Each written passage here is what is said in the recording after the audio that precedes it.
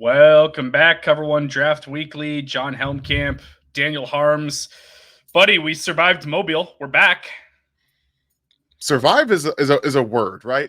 We all get there, and you can tell that everyone is still not prepared. The people that have been there for the last maybe 4 or 5 years, they all walk in the next day with the same sunburn across the left side of the face. We all forget. I was there last year with my daughter, so my attention was not on the sun at the time. I can tell you that much. I forgot about it. But we get there, and we're all sitting in the same exact places.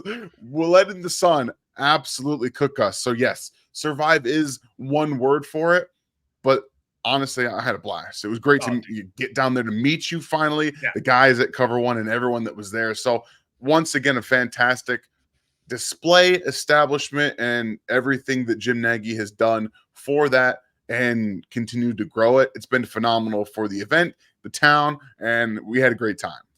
It's just amazing for the players too, just to have that showcase, to be able to display their talents, good on good, talk to all 32 teams while they're down there in Mobile. I mean, it was a great time. That sunburn was no joke, though. I was No joke. Crispy.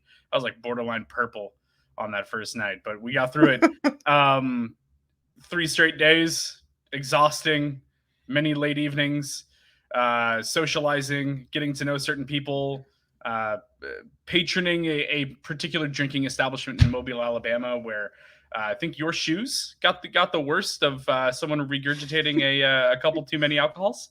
I mean, well, what was said to not be very many alcohols, which we determined was not true at all. But it wasn't just mine. Yours also got them. But mine were so bad that the next day I literally threw them out and bought new shoes. I could not. No. I could not wear them any longer. So yeah, I mean, look, we're not gonna call people out, but it was a fun time. Some people have too much fun, and that's what happens. Next time, maybe just don't stand with a bunch of people talking ball when you are clearly about to regurgitate and leave it everywhere, including on this podcast host. Shoot. So appreciate that. And at the end of the day, it is memorable. It will be memorable. Oh, yeah. Something that you and I and some of the other people we were hanging out with will laugh at and remember and I guess fond undertones, because we did share it and it was hilarious. We'll always have Mobile. This is Cover One Draft Weekly coming to you with drinking advice today. Exactly. Apparently that's what Don't we're doing. Too much. But Mobile, incredible experience. The players really showed out, and we got a lot to talk about. It's our first time back. We've had time to kind of sit and process, and the information comes at you so fast when you're down there and you're trying to watch so many guys. And over here you've got offense and defensive line, and over there you've got 7-on-7 drills, and you're trying to pay attention too much. But I think we learned a lot about some of these players. Some of them helped themselves, some of them didn't.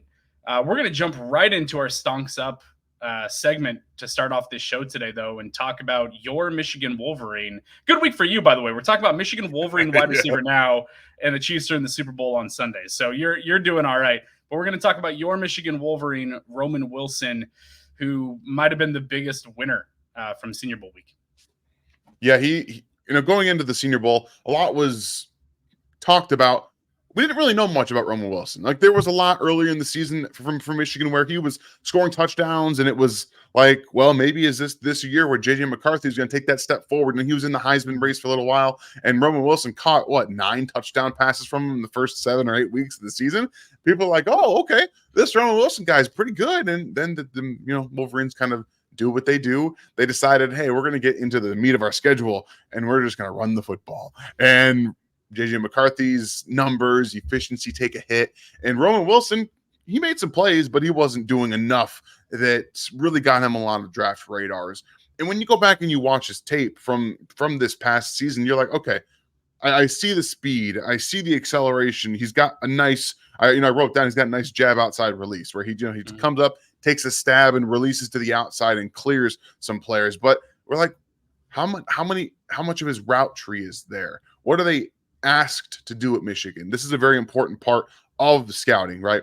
Every team, every offense has their own route tree that they have specific wide receivers run. It doesn't necessarily mean that they can't run more routes, okay? And that's something that I still struggle with. Some of these players, like, oh, this guy is a deep ball specialist, or he's just catching balls with no separation and things like that.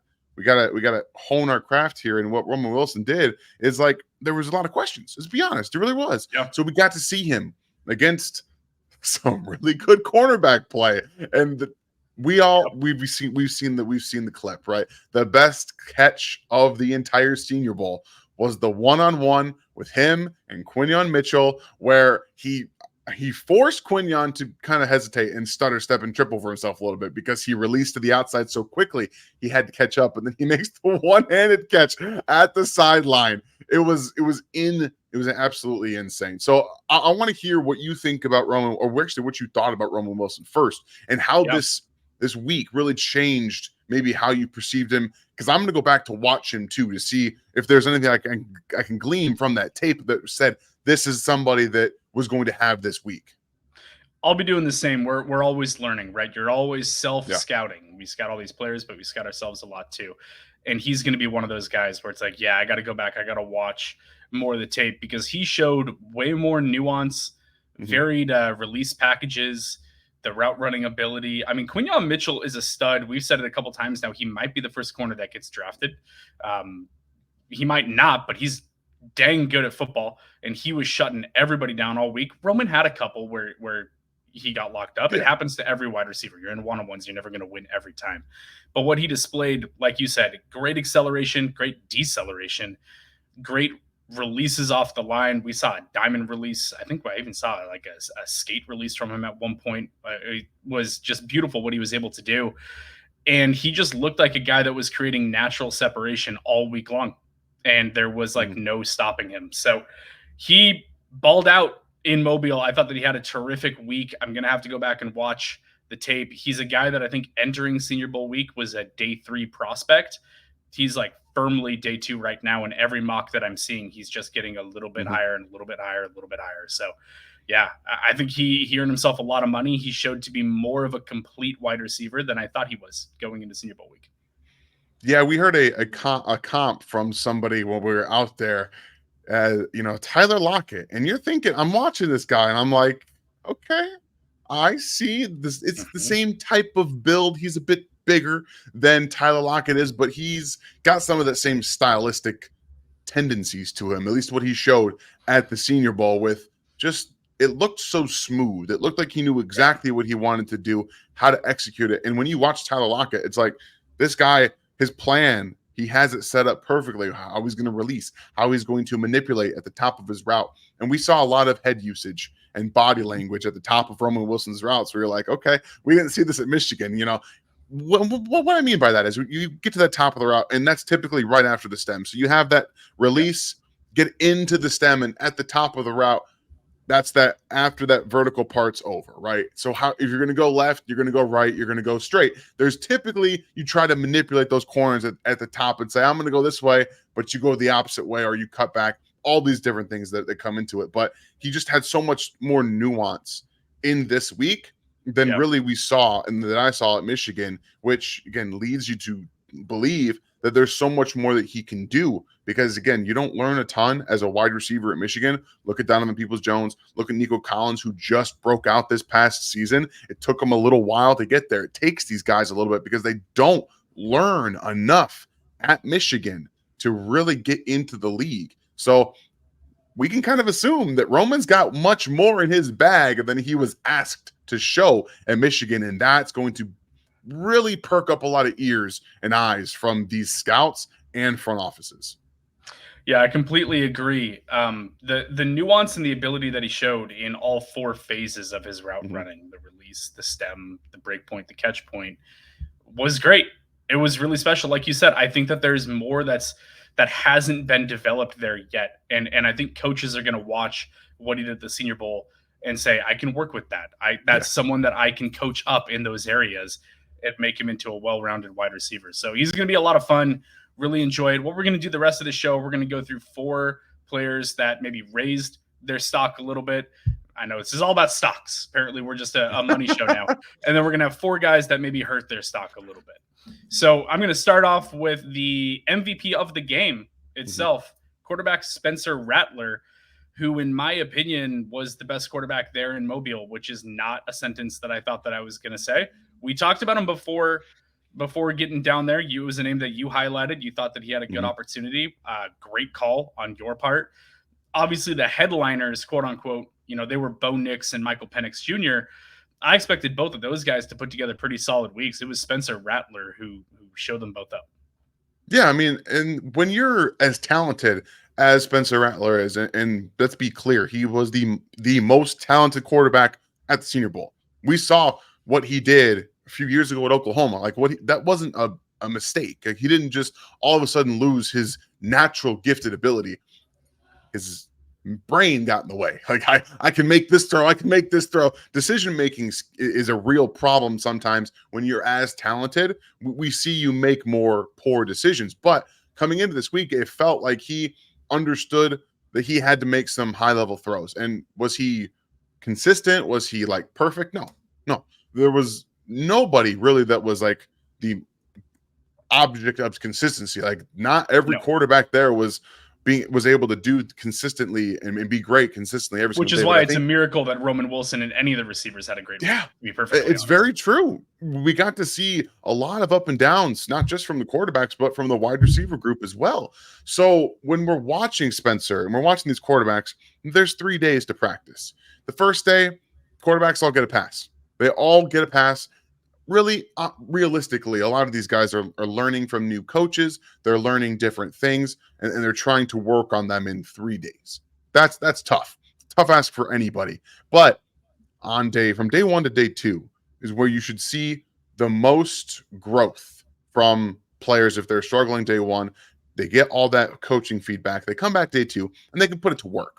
And we didn't see a ton of that from anybody else but Spencer Rattler, who had the interception on day 1, right? He tried to make a throw over the middle of the field, and it got picked off.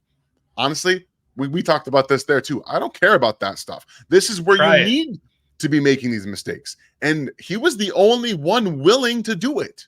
And when you're willing to do it and you're willing to learn from it, that's how you get some of these better performances.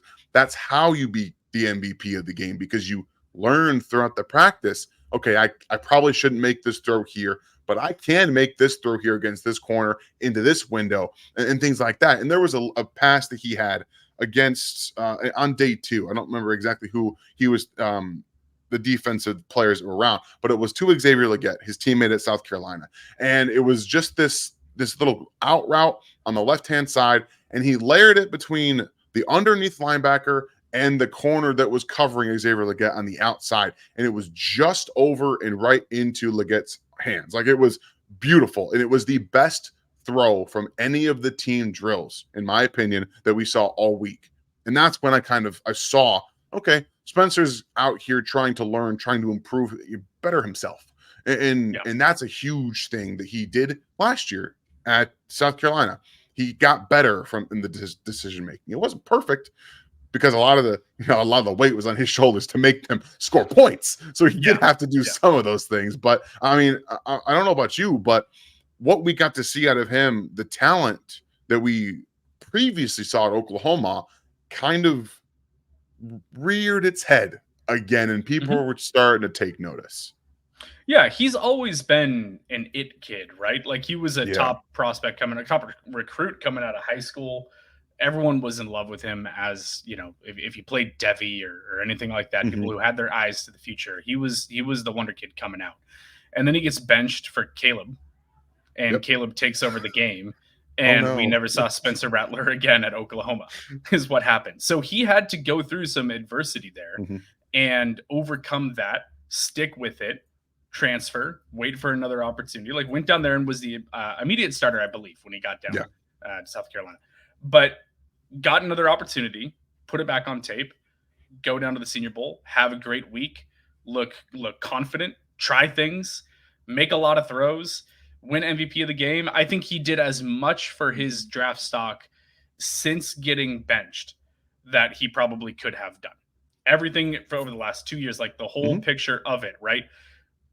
taking over a really not great situation at South Carolina and making it work, making them competitive, getting them to stick in a couple games, win some games, and then go down to Mobile and have a good week. I'm happy for Rattler. I think he did a good job. I think that he's going to be kind of a project quarterback that the NFL is looking at, though, and going, okay, if we already have a solid starter, he's a guy that we could draft as a potential future contingency plan. He didn't elevate himself into being like a top 10 pick or anything like that, but he did help himself out, and he's going to be, I think, given an opportunity to learn. I would love to see him sit behind a veteran that, you know, is really established, like, you know, a really established veteran that he can learn from everything from how to conduct himself to the head of the game. You know what I don't want to see? I don't want to see him go to the Rams and sit behind Matthew Stafford, who was the whole comp sentence that I said, because Matthew Stafford thinks that he can make every throw and he can make most of them. Spencer Rattler doesn't have that same arm strength. So Rams, please don't. You're not doing him any favors having him go behind Matt Stafford. Another guy that helped himself out a lot was offensive lineman Christian Haynes out of UConn. He had himself a week. He was wearing kind of a weird helmet, and we saw the C on the side of the helmet, and we're like, is it Chattanooga? Like, what school is that? What is that helmet? Because that guy with the C on the side keeps popping in these offensive line drills. It was Christian Haynes. It's so funny because the C's do look similar, and we're sitting a far away, and I'm just like, I can't tell. Everyone's wearing different helmets. Like even the Oregon guys that were there all wore different helmets. Every single there was like 4 different Oregon helmets out there, man. I was like, come on, guys. Bo Nix was rocking the black with the yellow O on the back, and I'm like, that helmet is sick. Can you all just do that? You can spot that yellow O from a mile away. Would have been super easy. I will say JPJ's silver was slick. It was really nice. But I mean, was it Evan Williams that had the green helmet with the yellow, like the really, really classic green and yellow, like almost? I think so. It was him or it was Dorlist. I can't remember exactly. There were so many of them. Exactly. They're all over the place, man. Anyways, yeah. But yeah, getting back to Christian Haynes, like getting down to the Senior Bowl, I didn't get eyes on all the guys that I would have liked to, and he was somebody going in that I wanted to. I just didn't get around to it. And then, you know, like you said, we're sitting there, we're watching the one-on-ones, and I'm like, these defensive linemen don't have a shot against this guy. Like and when you watch him, it's not just because he's overpowering them. He's not just like the most powerful guy out there.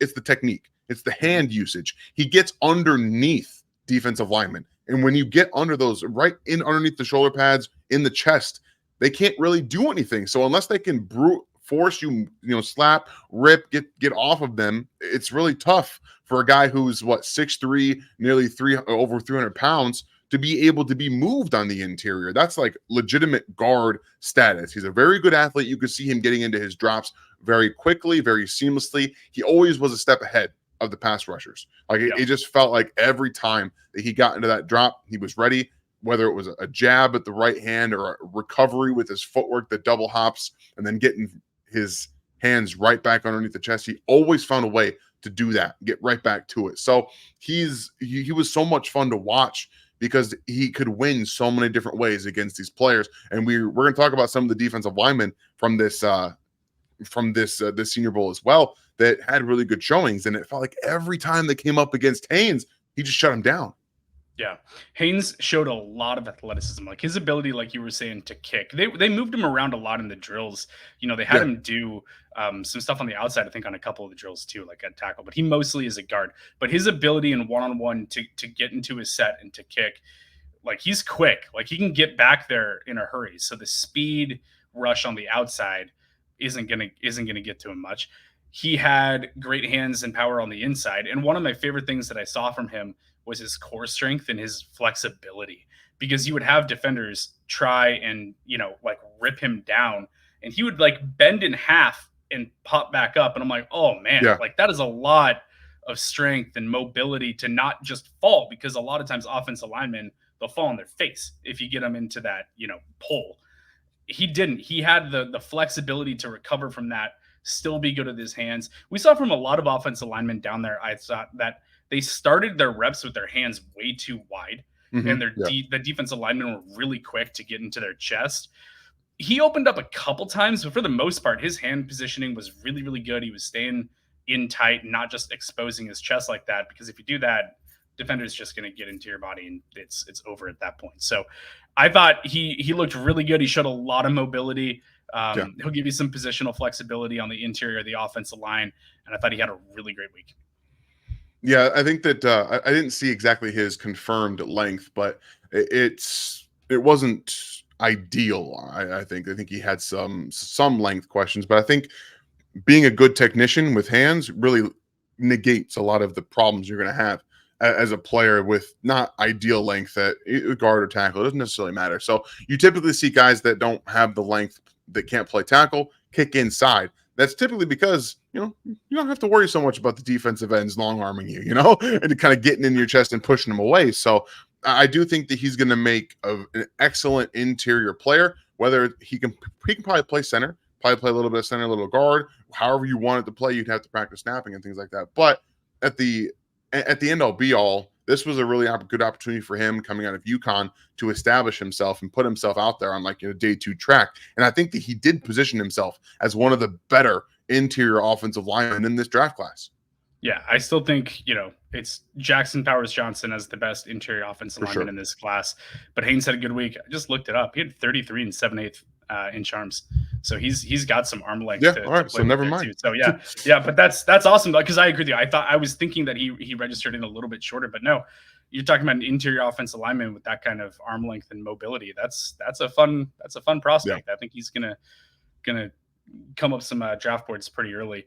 We want to go to the defensive side of the ball now. Interior defensive lineman from Florida State, Braden Fisk, aka Fisky Business. As we are going to start affectionately referring to him. Fisky Business was everywhere in the drills. This is a guy that definitely does not have the longest of arms. But correct. He is a mauler and he's just like a wrecking ball on the interior of the defensive line. Like he just creates havoc in a good way, just messes everything up inside. We showed a lot of power from him over the course of the week, a lot of tenacity, or really fast get off the line. What are your thoughts on Fisky Business here? Man, honestly, when you watched his tape at Florida State, you didn't see a lot of that get off, and honestly, some of the pass rush moves that he displayed at the Senior Bowl. But I'll tell you one thing: he lived in the backfield in these one-on-one drills and in the team drills, and that kind of stuff translates. Like look at Kalijah Cansey, who is not the longest of players. He's one of the smaller defensive tackles. That translated immediately this year to being in the backfield consistently, that get off. It's so important for these smaller, quote unquote, smaller defensive tackles to live in the NFL as your pass rushers, to be able to get past these slower offensive linemen. And they can consistently do that. And the one thing that every time you watched him in these team drills, these one-on-ones, it was, I'm off the ball. You can't get me. You can't touch me. I'm behind you. And every single time he worked some slap, he worked some rip, he worked some swim, all the different things from a pass rush perspective that I was like, I'm sorry, I wasn't familiar with your game. Like I wasn't familiar with your game. Nice. And that's one of those things. It makes you go back. And that's what I love about the Senior Bowl, is that we get to watch these players after kind of maybe seeing them in passing or on a game every now and then. Then you're just like, oh my, okay, put that in mental note, make a clip here, and then we'll go back and we'll watch some of your tape and we'll see what you showed. Maybe you were just not asked to be this player, and that's something that I don't personally get. If you want a guy to be able to do some of that, but again, I'm not saying anything about coaching staffs. I don't know what he was asked. I'm not on the inside there, but what I do know is that Fisk did a really nice job this week of showing that he's much more than the player he was at Florida State. His get off was great. He was living in the backfield, like you said. He was doing it in team drills also. I mean, when it was pretty close to live speed there, and you'd go 11 on 11, he was blowing up run plays. His pursuit speed was great. In the actual game itself, he was a really interesting one. He's the first player in Senior Bowl history to change squads before the game started, because they had some attrition on the other side, people opting out and stuff like that. So they're like, hey, we need another defensive tackle. Fisk, you want to kick over to the other team? He's like, yeah, sure. I'll go over to coaching staffs that I didn't work with the entire week, with players that I didn't play with the entire week. But you know what he did get to do? He did get to go against the offensive lineman that he went against all week. And I Yeah. think that he learned some stuff because he was all over the field Yeah. in the game, which obviously isn't the like highest of scouting opportunities, but it was cool to see him kick over to a different squad and he was everywhere, all over the field. And it was really cool to see. We're going to talk about one more guy that helped his stock out the most during Senior Bowl week. This guy is a really, really interesting player on the defensive line also that is kind of a tweener. Can play a little bit of tackle, can maybe kick outside and do some pass rush. Darius Robinson from Mizzou. What were your thoughts on him this week? So I think he's still going to be a hand in the dirt defensive end that maybe could condense this down. From what I watched, he kind of reminds me of coming out Charles Omenihu, a guy who maybe isn't the best athlete in the world, but can get better with technique. He's long, he's a little lanky, and when you watch him on tape, he's got some kind of frame to really put a little bit more weight on if he wants to kick down inside and rush from a 5-tech or however you want to rush him. But the one thing that really stood out was the power, the speed to power that he used in this format to win, to get in the backfield, to anchor, to reestablish himself. And when you go watch him at Missouri, you can see he's not the best athlete. His hips are a little tight, and he doesn't have the ability to really bend. And that doesn't have to be a bad thing, because at the end of the day, you have to learn how to know how to corner. If you can get past, you can threaten that arc and then stop, put your feet in the dirt, and get down the line quickly. You don't have to be the bender to be able to do that. You just have to kind of understand your strengths and weaknesses. And he showed good get off, the ability to threaten that arc. And what I mean by that is that area from where you're rushing to where the tackle is going to be, their spot, where you're going to look at where he's trying to get to. You can draw this little arc from you around the tackle. If you can threaten him, make him think you're going to beat him to that spot, you open up those inside counters.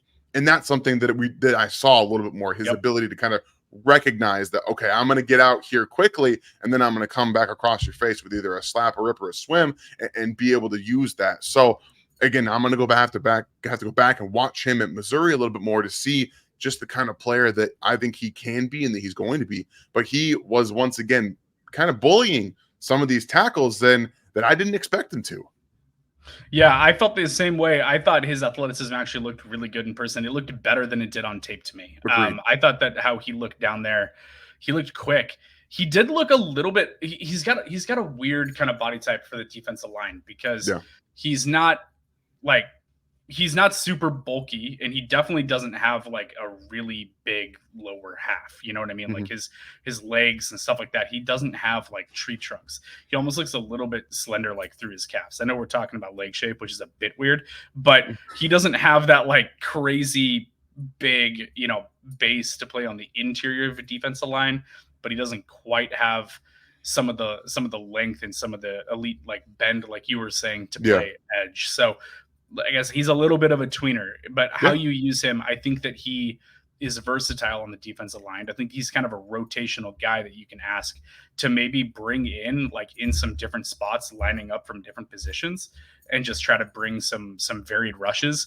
But I agree with you. I think the speed that he was able to show to threaten that outside was really good. And I think that his counters were really good as well. I thought his hands were good too. He didn't end up getting stonewalled very often. There were multiple times where he was in situations where he was having to convert speed to power, and I thought that he had plenty of it. I think that he did a really good job of that and being able to drive through offensive linemen, not just try to get around them.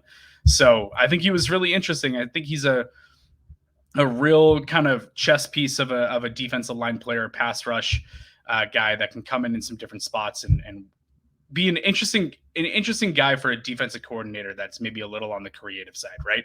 That likes to move some people around and change up alignments and stuff like that. I think that he would fit that pretty well.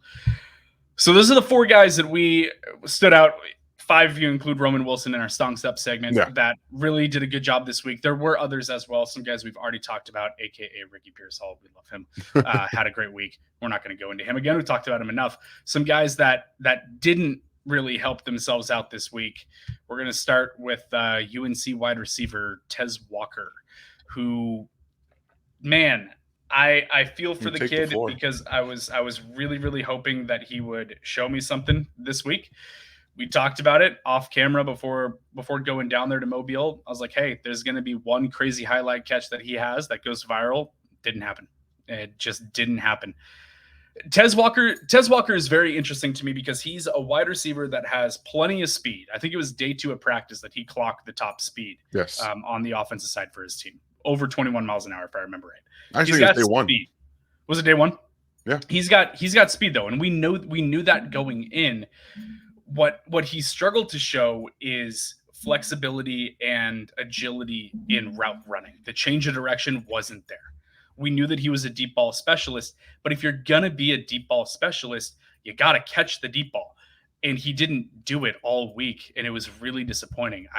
Through the first 2 practices, I had him at 4 drops, and I just stopped tallying after that because he just kept dropping them all week. And then in the game, I think he saw 5 targets. He didn't catch one of them as well. So he has the speed, and we know that, but speed doesn't win alone in the NFL. You have to have ability. You have to have nuance in your route running, even if you are one of these burners, because guess what? The athletes on the defensive side of the ball, they can run too. So if you're not giving them anything where you have to threaten their change of direction, or they feel like they have to break or respect different things, they're just going to shade to what they know that you're the best at, which is, okay, you're going to try to run something deep. Okay, well, I'm just going to kind of play off of that because I don't feel threatened for you to break underneath. I don't feel like you're going to do like a speed and then, be able to change direction in 3 steps and turn. He didn't show that ability. Combine that with the drops. It was a really rough week for Tez Walker. I don't think that the mock drafts going into that week that had him as a late first-round pick, there was one that had him go into your Chiefs. I don't think it did him any favors to get that hype going into that week, because now, like we were talking about it, I think he's like a fringe round 3 guy. And I think that it really hurt his stock to not be able to show some nuance, some polish, and his hands weren't that good either. Yeah, I always feel for these guys, and regardless of how I feel going into it, like I wasn't impressed with his tape, and I always said he's got an opportunity to show me what he's got, and again, we talked, like you said, we talked about it. I wish that mock draft never happened. I wish that it never happened, because I can tell you right now, it was weighing heavily every single time he had the ball thrown to him. You could tell. Yeah. Because it wasn't like catch technique drops. It was legit stone hand drops. Every single time the ball got close to him, it felt like I have to make this grab. And he's just sitting in here thinking about it. So he was really heady. He was really reactionary too. After some drops. A little emotional, which again, you're trying to show that you belong in that conversation. So he's going to have, I would assume, an opportunity to kind of blow up the combine to see if he's a better athlete than he's shown. But my biggest thing for this whole situation to set the tone for the next 2 days, day 1, at the end of practice, I'd like to get some of the better guys, line them up and do one-on-ones at the very end to see who's going to win. Competitive, those competitive one-on-ones. And they brought out Tez Walker. And I don't remember if I was sitting next to you or not, but I leaned to where I was sitting next to me. I'm like, he's going to run a go route. I tell you right now, that guy ran a go route, and the cornerback did not flinch, because it's what he's comfortable doing. Yep. And you can tell he's comfortable doing that. There's a route he ran against, a go route he ran against Nate Wiggins at Clemson, and it's effortless deep speed. He doesn't even do anything fancy, but he just clears right by Nate Wiggins on route to a big play. So you can tell. If you're not familiar with Nate Wiggins, this is a guy that's in conversation for cornerback 1 as well. Cornerback 1, yeah, he's a first round talent. One of the first 3 cornerbacks taken. I put a lot of money on that. So he's a first round player, and he just clears right by him, and that's pretty much what it is right now for Tez. If it's not going to be a deep route, he does struggle, like you were saying. The breaks, he adds too many steps in his breakdowns. It gives corners time to stop and to say, okay, I'm going to come get you here. And he just never looked comfortable. So hopefully he can get out of his head and really show people what he can be. I know he doesn't have an opportunity to show at a game, but he still has the combine. He still has a pro day. Those are 2 areas where he can get out of his head and just do what he does best, try to showcase some of his other abilities. And we had to talk about him because he was clearly I'm not trying to beat a dead horse here, but he Right. was probably the worst player at the Senior Bowl, and Yeah. that's putting it in as lightly as I can. So we'll go Yeah. ahead and move on from Tez Walker and talk about a guy who had a lot of hope this season. Everyone was like, his junior year, he was a stud, ace, lockdown cornerback, and coming in this year, Kalen King did not impress a lot of people, and he had an opportunity at the Senior Bowl to take advantage of the good wide receiver group that was down there and showcase his abilities. What do you think he was able to do there, John? Well, the long and short of it is not a whole lot. I felt like there was a lot of times where I was looking up and he was getting lost in routes. People that were able to get him to flip his hips and turn him the wrong direction, and his speed to recognize and break on a route. Nothing was really clicking. I'm very curious about Kalen King because, like you said, in 2022, he had a terrific season. Penn Mm-hmm. State cornerback, lockdown dude, was like a top guy going into this draft cycle, going into this year rather. There was a lot of talk about him being the cornerback one. We're Yeah. throwing a lot around a lot of cornerback one talk in this episode, but he was supposed to be like the guy going into this football season, and it just didn't translate. It looked like he's almost second guessing himself a little bit. It looked like he might have gotten a little bit slower. I'm really kind of confused as to what happened, but it looked like he took a step back, and that's not what you want to see. Over the course of the football season, his draft stock just like continued to slide. Listen, he got worked by Marvin Harrison Jr., but everybody did. But he got worked by other wide receivers too. And then he has an opportunity to go down to Senior Bowl, a guy that I was excited to see. Thought he would have a good opportunity to show out, break up some passes, show that he can stick with wide receivers, show that he can play them physical. And I didn't see any of that when we were down there. Cornerback is a really hard position. The whole secondary, actually, really, really hard group to stand out in Mobile because of what they ask you to do. But he wasn't really showing me an opportunity or an ability to lock anybody down, make plays on the ball, anything of that nature. It just didn't really translate. I think he tried to get physical a couple times. He tried to body some guys up, and they out physicaled him. Like, he got pushed off a couple times, not like the full extension push off, but like just kind of nudged off. Like, and that's not like not my guy what Malachi Corley just running through a defender's chest like 3 times. If you guys haven't seen that, go look it up. But it was absolutely unnecessary. But hilarious. he just blew this guy up in the end zone drills on day 3. Guy was flat-footed, and he just decleated him, and it was we all kind of got a laugh out of it. And that's kind of how it felt. Kalen King was getting pushed around a little bit. He was putting himself in bad position, opening that gate too early, like you were talking about, and letting himself get manipulated by these corners. And again, I want to put a little asterisk on all of this.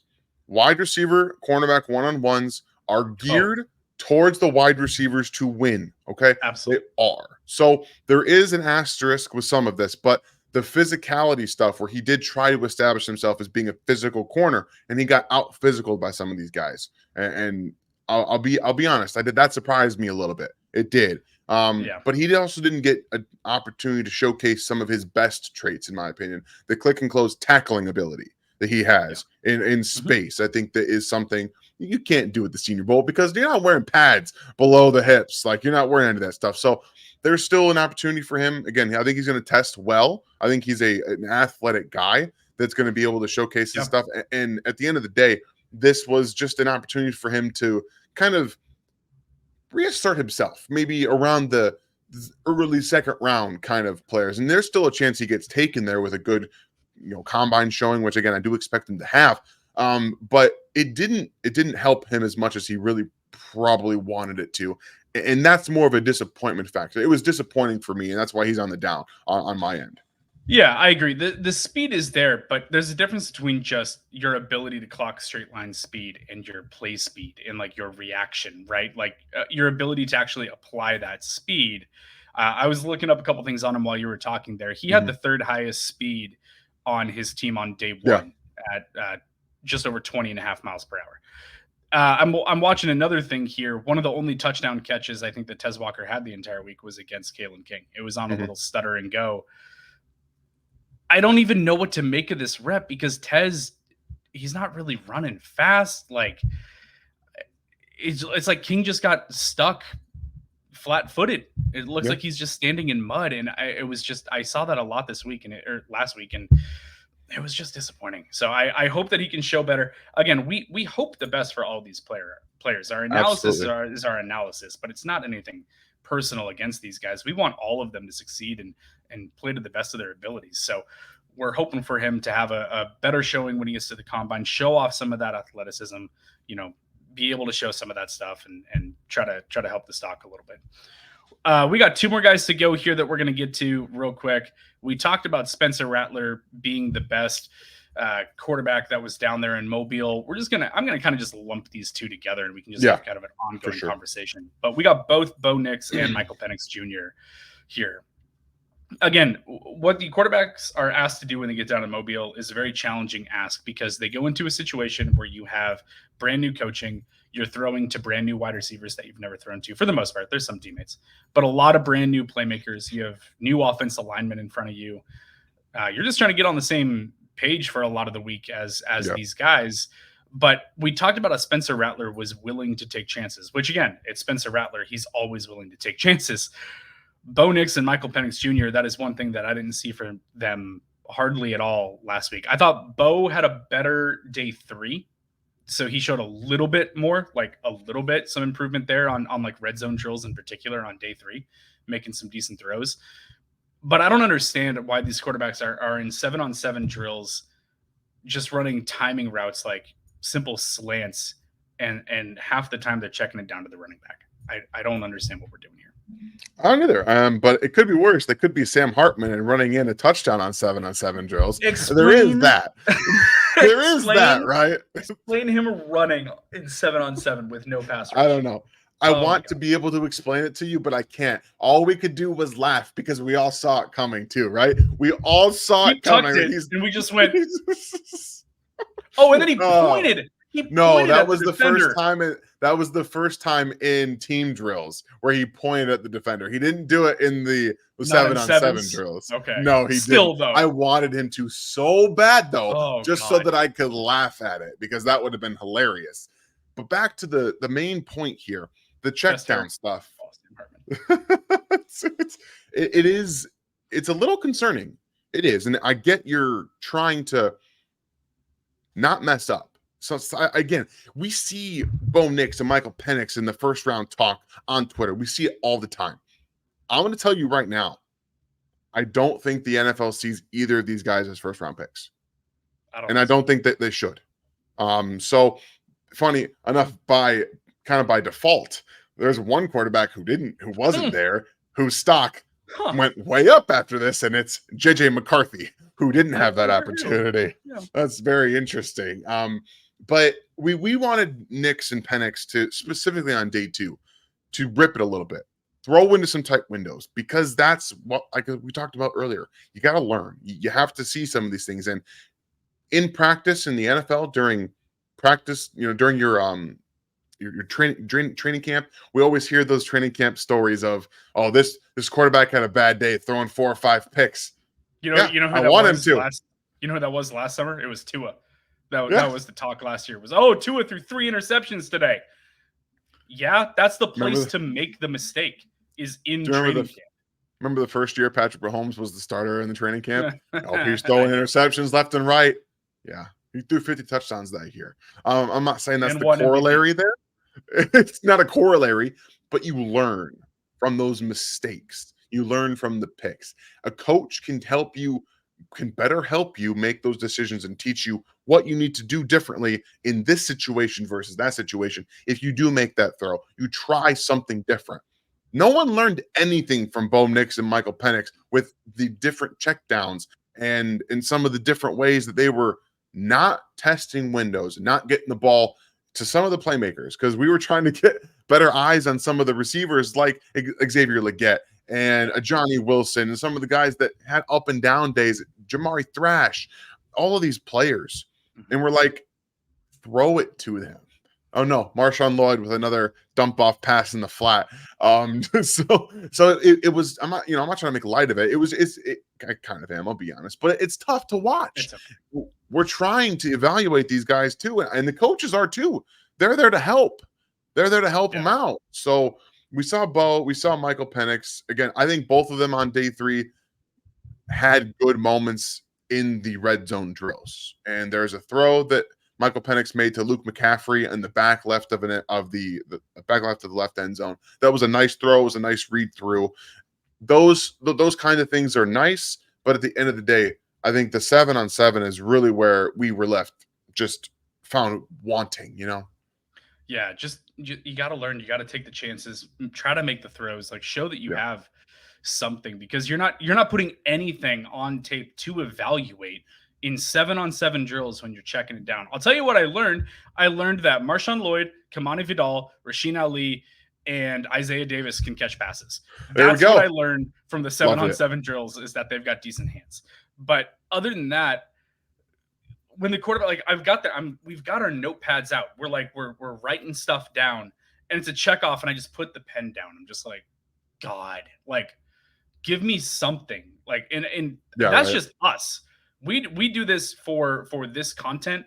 What about the NFL front offices that are there trying to decide, is this our future franchise quarterback that we're going to take in the top 10 to 15 picks and invest tens of millions of dollars into, potentially more if it goes right? Like, you're not showing them anything that's actionable when you're taking a drop. You're not throwing a timing route to any of these wide receivers, and you're just checking it down to the running back. So I thought it was really disappointing.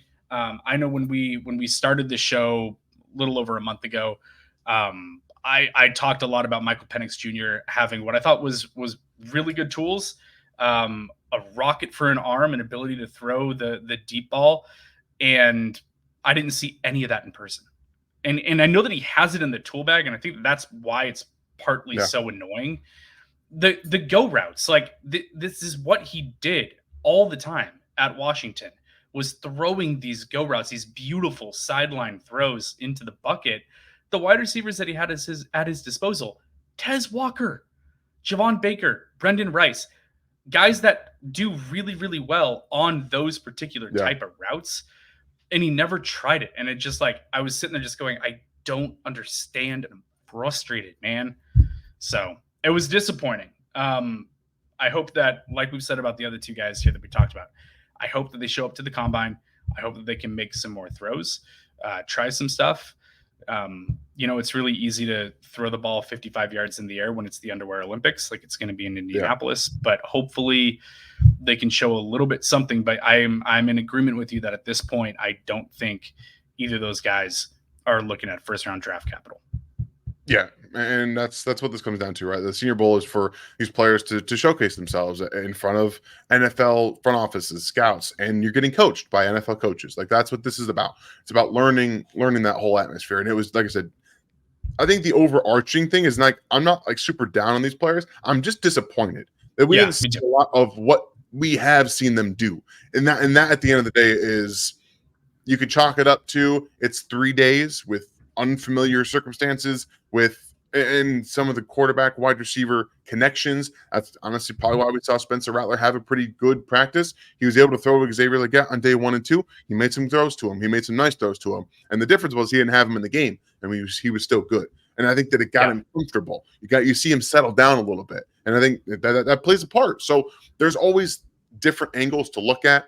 And coming in, I didn't think, maybe a few months ago on Twitter, we're talking about Michael Penix and maybe he's quarterback 3 in this class.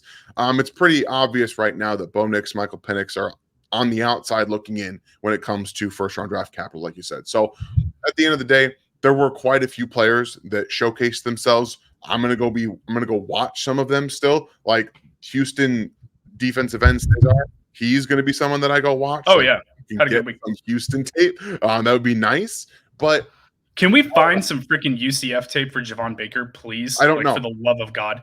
Please. I want to watch this guy. If anyone has any, I don't care if you T-vote it. I don't care, like, what. If you've got some UCF. In Harm's Way 19 on Twitter, hit me up. Send it. So let's, you know what? Let's before we wrap the show, and I know this isn't even on our show sheet, so you're probably like, oh God, what are you talking about? Hypothetical here. We're looking at the draft board. We know Chicago's got the first pick. Washington, New England pick 2 and 3, right? They both need quarterback. Is the gap between Penix and Bo and Drake May and Jaden Daniels so wide that you wouldn't maybe look at going Marvin Harrison Jr. at 2 or 3, knowing that you might be able to come back to one of those guys, or maybe even Rattler, at the top of the second round? Is that an option that you would consider if you're one of these teams, or is the gap too wide where you're going, I don't trust those quarterbacks to potentially step in right away, which you'd pretty much be asking them to do, and compete, in the first offseason in training camp for a quarterback one? So I would say the only way you do that is if you have both sides of the football ready, because they need defense, offensive line, and weapons. They're going to need them at their disposal if they are immediate starters. So if you have all of those ready to go, okay, I understand doing that. There's a reason these teams are picking at 2 and 3, and it's not because they are ready to drop a quarterback into there and start winning football games. So that's a big no for me. Okay. Makes sense. It's just a hypothetical. It's pre-draft season. We got, I'm actually on Tankathon right now, and the countdown is under 77 days, which means under 11 weeks. 11 weeks so much from tonight. That just gave me so much anxiety. I just looked at it and went, oh God, okay. I gotta break down a lot of players in the next 11 weeks. But you know what? We're gonna do it. We're gonna get through it together. We're going to share a lot of takes, a lot of laughs, a lot of disagreements along the way, I'm sure. Xavier Worthy, wide receiver 5. Cough. Oh, yeah. Spicy, and I love it. I love me some Worthy. Like, that. The bigger conversations come down to our opinions on Troy Franklin and Keon Coleman. So we'll save that for another show. But thank you guys so much for listening. Again, this is Cover One Draft Weekly, John Helmkamp in harm's way. If you're listening on your podcast, please go subscribe and like all of our stuff on the Cover One College Football YouTube channel. If you're watching this on YouTube, then go find us wherever you listen to your podcasts. Share the love. Send it across both ways. All right, guys. Thank you so much. Until next time, we will see you later.